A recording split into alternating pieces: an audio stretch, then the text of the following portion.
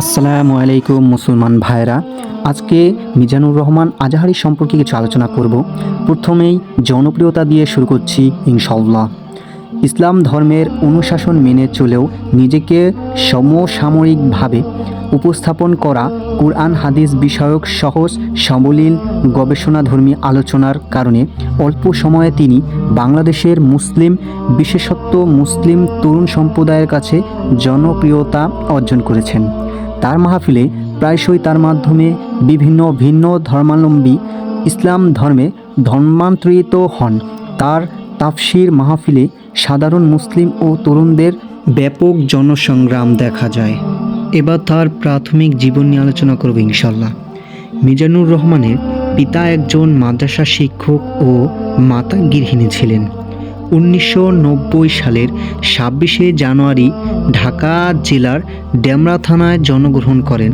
তার পৈতৃক নিবাস কুমিল্লা জেলার মুরাদনগরের পরমতলা গ্রামে। তিনি ছোটবেলা থেকে মাদ্রাসায় পড়াশোনা করেন। পরে তিনি আল আজাহার বিশ্ববিদ্যালয়ের বৃত্তি পান।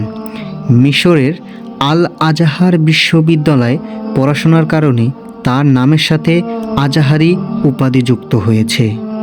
মিজানুর রহমান আজাহারির 2014 সালের 29 জানুয়ারি বৈবাহিক সম্পর্কে আবদ্ধ হন। তার দুটি কন্যা সন্তানও রয়েছে। মিজানুর রহমান আজাহারির 2010 সালে ইসলামী গজল ও কিরাত দিয়ে তার কর্মজীবন শুরু করেন। পরে তিনি এটিএন বাংলা টিভির একটি ইসলামী অনুষ্ঠানে যোগদান করেন। 2015 সালের শুরুর দিকে তিনি ওয়াজ মাহফিল নিয়ে কর্মজীবন শুরু করেন।